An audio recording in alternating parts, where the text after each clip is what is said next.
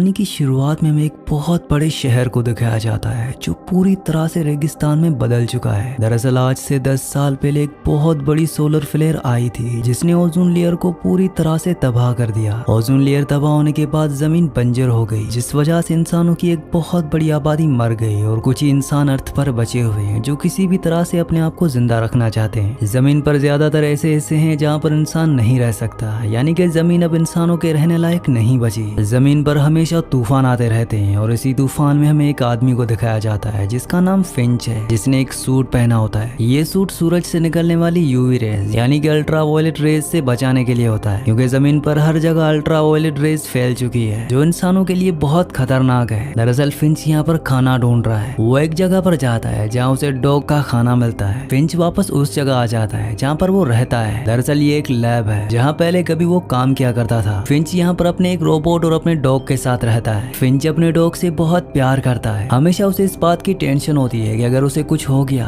तो उस डॉग का क्या होगा। दरअसल फिंच की तबीयत बहुत ज्यादा खराब है, इसीलिए फिंच एक ह्यूमनॉइड रोबोट बना रहा होता है जो उसके बाद उसके डॉग का ध्यान रख सके। वो उसके लिए बहुत सारी किताबें भी पढ़ता है और जब वो रोबोट तैयार हो जाता है तो वो सारी की सारी इन्फॉर्मेशन उस रोबोट के अंदर फीड कर देता है। फिंच जल्द से जल्द इस रोबोट का काम पूरा करना चाहता है, पर तभी लाइट चली जाती है। फिंच जाकर लाइट को ठीक करता है और तब रोबोट उसे बताता है कि यहाँ पर एक बहुत बड़ा तूफान आने वाला है जो 24 घंटों में यहाँ तक पहुँच जाएगा और ये तूफान यहाँ पर कई दिनों तक रहेगा, जिससे बच पाना नामुमकिन है। फिंच डिसाइड करता है कि ये सब के सब यहाँ से सैन फ्रांसिस्को जाएंगे। अब रोबोट को चलना नहीं आता है, इसीलिए फिंच उसे सिखाता है कि चला कैसे जाता है और जब वो चलना सीख जाता है तो ये सब के सब एक बस के जरिए यहाँ से सैन फ्रांसिस्को के लिए निकल पड़ते हैं। फिंच की ये जो बस होती है वो अल्ट्रा वायलेट रेज से पूरी तरह से प्रोटेक्टेड होती है। अब जब ये सफर में आगे बढ़ते हैं तो उनके रास्ते में एक शहर पड़ता है। फिंच अपना सूट पहनकर अपने ह्यूमनॉइड रोबोट के साथ बाहर निकलता है। दरअसल इन्हें यहाँ पर खाना ढूंढना है। ये एक थिएटर के अंदर जाते हैं जहाँ पर फिंच को कुछ पॉपकॉर्न्स मिलते हैं और जब ये दोनों के दोनों बाहर आते हैं तो पॉपकॉर्न को एक प्लेट के ऊपर रखा जाता है और अगले पल वो अपने आप ही उबलना शुरू हो जाते हैं, जिससे हमें समझ में आ जाता है कि बाहर का टेम्परेचर बहुत ज्यादा है। दरअसल यहाँ पर टेम्परेचर कम से कम 150 डिग्री रहता है, जिसमें किसी भी जानदार का जिंदा रहना नामुमकिन है। तब ये देखते हैं कि तूफान इनकी तरफ लगातार बढ़ रहा है, इसीलिए बस से ये लोग यहाँ से निकल जाते हैं। लेकिन जब ये रास्ते में होते हैं तो इन्हें समझ में आ जाता है कि ये इस तूफान से बच नहीं सकते, इसीलिए ये अपनी बस को वहीं पर रोककर चारों तरफ कीले ठोकते हैं और उन कीलों में बस की केबल्स को बांध देते हैं। तूफान अब इन तक पहुंच जाता है। इनकी बस हवा में उड़ना शुरू हो जाती है, पर जल्दी तूफान यहाँ से गुजर जाता है। दरअसल ये वो तूफान नहीं होता जो कुछ देर पहले आने वाला था। तूफान जाने के बाद जब फिंच बस से बाहर निकलता है तो वो देखता है कि गाड़ी का एक टायर फट चुका है, लेकिन उसके पास जैक नहीं होता, इसीलिए वो परेशान हो जाता है क्योंकि बिना जैक के टायर बदलना नामुमकिन है। वो ये बात रोबोट को बताता है। अगले पल रोबोट अपने हाथों से पूरी गाड़ी को उठा लेता है, जिस वजह से फिंच गाड़ी का टायर बदल देता है। फिंच को अपने रोबोट के इस काम से बहुत अच्छा लगता है, इसीलिए वो उसका नाम जेफ रख देता है। अब ये लोग यहाँ से आगे निकल जाते हैं। रात को फिंच गाड़ी में सो जाता है और अगली सुबह जब वो उठता है तो देखता है कि उसका डॉग भौंक रहा है। फिंच उठकर देखता है तो रोबोट उसके सामने होता है। रोबोट उसे बताता है कि मैं तुम्हारे डॉग की लैंग्वेज को सीख रहा हूँ। इसकी लैंग्वेज से मुझे पता चला है कि ये मुझे पसंद नहीं करता। फिंच कहता है कि तुम दोनों को घुलने मिलने में थोड़ा सा टाइम लगेगा, जल्दी तुम दोनों की दोस्ती हो जाएगी। इसके बाद फिंच और उसके साथी यहाँ से आगे बढ़ जाते हैं। रास्ते में इन्हें एक रेस्टोरेंट दिखता है जहाँ पर फिंच अपने डॉग को लेकर बाहर उतर जाता है। दरअसल ये लोग यहाँ पर छाए में होते हैं, इसलिए धूप इन्हें अफेक्ट नहीं करती। फिंच अपने डॉग के साथ अंदर रेस्टोरेंट में बैठ जाता है। वहीं बाहर रोबोट यानी कि जेफ को दिखाया जाता है जो गाड़ी चलाने की प्रैक्टिस कर रहा होता है। दरअसल उसके दिमाग में जो डेटा डाउनलोड किया था वो सिर्फ 72% ही डाउनलोड हुआ था, इसीलिए उसे हर चीज की पूरी नॉलेज नहीं होती। और जब वो गाड़ी चलाते हैं तो वो पीछे दूसरी गाड़ी में उसे टक्कर मार देता है, जिसकी आवाज से फिंच बाहर आता है। फिंच उसे कहता है कि तुम गाड़ी को वहाँ पर क्यों ले गए, तुम्हें इसे वापस ले आना होगा। और वो अपना हाथ धूप में लाता है, जिससे उसका हाथ जलना शुरू हो जाता है। दरअसल वो रोबोट को ये दिखाना चाहता है कि वो धूप में नहीं आ सकता। वीडियो में आगे बढ़ने से पहले आप सबसे रिक्वेस्ट है कि मेरे 99% व्यूवर्स वीडियो तो देखते हैं लेकिन चैनल को सब्सक्राइब नहीं करते और ना ही वीडियो को लाइक करते हैं, तो आप सबसे रिक्वेस्ट है कि मेरे चैनल को सब्सक्राइब और वीडियो को लाइक लाजमी से कर दिया करें। इसके बाद रोबोट गाड़ी को वापस लाता है और एक बार फिर से घर के साथ उसे टक्कर मार देता है, जिसे देखकर फिंच को फ्रस्ट्रेशन होती है और अब वो अपने डॉग के साथ वापस गाड़ी में बैठ जाता है। लेकिन अब वो खुद गाड़ी नहीं चलाता बल्कि रोबोट चलाता है और वो गाड़ी को बिल्कुल ठीक चला रहा होता है, जिससे उसे खुशी भी होती है। पूरा दिन सफर करने के बाद ये रात को एक जगह पर रुकते हैं। ये सब के सब अपनी गाड़ी से बाहर आते हैं जहाँ पर आसमान बहुत ही खूबसूरत होता है। जेफ फिंच से पूछता है कि हम रात को सफर क्यों नहीं करते। फिंच जेफ को बताता है कि अब इस दुनिया में कुछ इंसान बचे हुए हैं जो सिर्फ सिर्फ रात को एक दूसरे को लूटने के लिए निकलते हैं, पर दिन में धूप की वजह से कोई भी किसी को लूट नहीं सकता, क्योंकि धूप में इंसान नहीं निकल सकते, इसीलिए हम दिन में सफर करते हैं। अब इसके बाद फिंच गाड़ी में सोने के लिए चला जाता है। अगली सुबह जब वो उठते हैं तो उसकी तबीयत बहुत ज्यादा खराब हो जाती है। जेफ उसे पूछता है कि मैं आपकी मदद कैसे कर सकता हूँ। फिंच बताता है कि तुम मेरी मदद नहीं कर सकते, मुझे डॉक्टर की जरूरत है। लेकिन जेफ की मेमोरी में बहुत सारी ऐसी चीजें होती हैं जो मेडिकल से जुड़ी हुई होती हैं, और उसी डेटा की मदद से वो फिंच का ट्रीटमेंट करता है, जिससे फिंच को बहुत अच्छा लगता है। इसके बाद जेफ गाड़ी चलाकर यहाँ से आगे निकल पड़ता है, और कुछ ही घंटों का सफर तय करने के बाद वो एक मॉल के बाहर पहुंचता है। वो देखते हैं कि फिंच पीछे सो रहा है, इसीलिए वो फिंच के छोटे रोबोट को लेकर बाहर निकल जाता है। अब जेफ और फिंच का छोटा रोबोट खाना ढूंढने के लिए मॉल के अंदर जाते हैं। वहीं फिंच की आंख खुल जाती है, और जब वो अपने रोबोट्स को अंदर नहीं देखता तो उसे टेंशन हो जाती है। वो अपना सूट पहनकर बाहर आ जाता है। वहीं फिंच के छोटे रोबोट को दिखाया जाता है, जिसे नीचे खाना दिखता है, और जैसे ही वो नीचे जाता है वो नीचे गिरकर पूरी तरह से बिखर जाता है। उसकी आवाज से फिंच भागता हुआ उस तरफ जाता है और देखता है कि उसका छोटा रोबोट पूरी तरह से बिखर चुका है, जिसे देखकर उसे बहुत दुख होता है, और वो उसे हमेशा के लिए ऑफ कर देता है। इसके बाद वो जेफ के पास जाता है और उसे कहता है कि हम ऐसे कहीं पर भी नहीं रुक सकते, हमें यहाँ से जल्द निकलना होगा, हमें यहाँ इंसानों से खतरा है। अब ये गाड़ी से यहाँ से निकल जाते हैं, और तभी हमें दिखाया जाता है कि एक गाड़ी की लाइट जलती है, और वो गाड़ी इनके गाड़ी का पीछा करना शुरू कर देती है। फिंच को ये बात पता चल जाती है, इसलिए वो जेफ को गाड़ी तेज चलाने को कहता है। जेफ गाड़ी को बहुत स्पीड से चलाता है, लेकिन अब भी वो गाड़ी उनकी गाड़ी का पीछा कर रही होती है, और तभी इनके सामने एक फ्लाईओवर आता है। जेफ गाड़ी को फ्लाईओवर के ऊपर ना ले जाकर नीचे ले जाता है। हालांकि फिंच उसे ऐसा करने से मना भी करता है, लेकिन वो फिंच की बात नहीं सुनता, और गाड़ी जब फ्लाईओवर के नीचे आ जाती है तो जेफ गाड़ी से उतरकर गाड़ी को धकेलता हुआ फ्लाईओवर के नीचे कर देता है, और खुद भी गाड़ी के अंदर आ जाता है। फिंच को बहुत डर लगता है कि अब इंसान आकर उसे मार देंगे और उसकी गाड़ी और उसके सारे सामान को यहाँ से ले जाएंगे, लेकिन वो लोग जो उनका पीछा कर रहे थे उन्हें नहीं पता चलता कि ये फ्लाईओवर के नीचे थे, इसीलिए वो वहाँ से आगे निकल जाते हैं। अब फिंच गाड़ी से बाहर आता है और देखता है कि सोलर पैनल पूरी तरह से टूट चुका है, जिससे उसे बहुत गुस्सा आता है। वो रोबोट से यानी कि जेफ से कहता है कि तुमने इसे खराब कर दिया, तुम्हें नहीं पता कि क्या करना चाहिए। वो उसे बहुत डांटता है और उसके बाद गाड़ी के अंदर चला जाता है। दरअसल उसकी तबीयत बहुत ज्यादा खराब होती है, इसलिए वो अपना पेशेंस भी खो रहा होता है। जेफ भी अब गाड़ी के अंदर आ जाता है। फिंच को एहसास होता है कि उसे जेफ को डांटना नहीं चाहिए था। वो जेफ को कहता है कि जब ओजोन लेयर शुरू में खत्म होना शुरू हुई थी तो सबको ऐसा लगा था कि कुछ ही दिनों में सब कुछ ठीक हो जाएगा, इसीलिए इंसानों ने अपने आप को अपने घर के अंदर कैद कर लिया। लेकिन कुछ इंसान ऐसे भी थे जिन्हें पता था कि ये सब कुछ इतनी जल्दी ठीक होने वाला नहीं है, इसीलिए वो अपने सर्वाइवल के लिए सामान इकट्ठा कर रहे थे। उन लोगों में से मैं भी एक था। एक दिन जब मैं एक मॉल में गया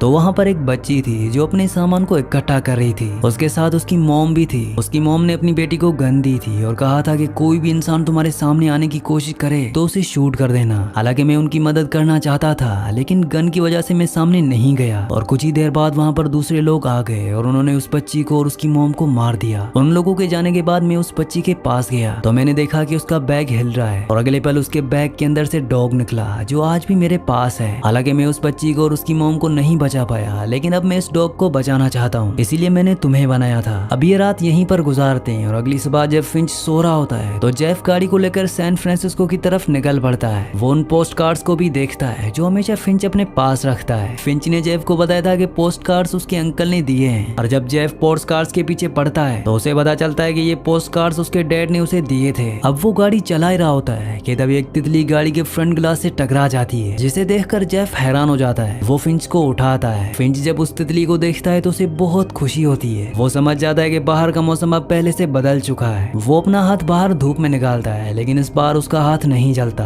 और इसके बाद वो बिना सूट के ही बाहर निकल जाता है। फिंच देखता है कि सामने एक फूल खिला हुआ है। ओजोन लेयर जो पूरी तरह से तबाह हो गई थी, अब कुदरत ने उसे दोबारा बना दिया होता है, इसलिए टेम्परेचर कंट्रोल में है, कोई भी बाहर आ सकता है। तभी एक और तितली उसके हाथ पर आकर बैठ जाती है, जिससे फिंच को बहुत खुशी होती है। वो समझ जाता है कि जमीन अब दोबारा से रहने लायक हो गई है। अब एक बार फिर से ये अपनी गाड़ी से सैन फ्रांसिस्को की तरफ निकल पड़ते हैं। अगली सुबह दिखाया जाता है कि फिंच एक खास सूट पहनता है, क्योंकि वो अर्थ का दोबारा से पहले जैसा होने का जश्न मना रहा होता है। फिंच और जेफ एक दूसरे के पास बैठ जाते हैं। जेफ फिंच से कहता है कि आपने मुझसे झूठ कहा था कि पोस्ट कार्ड आपके अंकल ने आपको दिया था, जबकि उसके पीछे आपके फादर का नाम लिखा हुआ है। वो बताता है कि वो कार्ड मेरे फादर ने मुझे दिया था। दरअसल मेरे पैदा होने के बाद मेरे फादर मुझे छोड़कर चले गए थे। मैं उनसे कभी नहीं मिला, और जब उन्होंने मुझे मिलने के लिए बुलाया था तो मैंने ये सूट बनवाया था जो मैंने आज पहना है, लेकिन कभी भी मैं उनसे मिल नहीं पाया। मुझे सूट पहनने का मौका पहले कभी नहीं मिला। आज मैं खुश हूँ, इसलिए मैंने ये सूट पहना है। जेफ कहता है कि आपके पास तो और भी बहुत सारे पोस्ट कार्ड्स हैं। फिंच बताता है कि मैं दुनिया घूमना चाहता था, इसीलिए मैंने इन सब पोस्ट कार्ड्स को खरीदा था,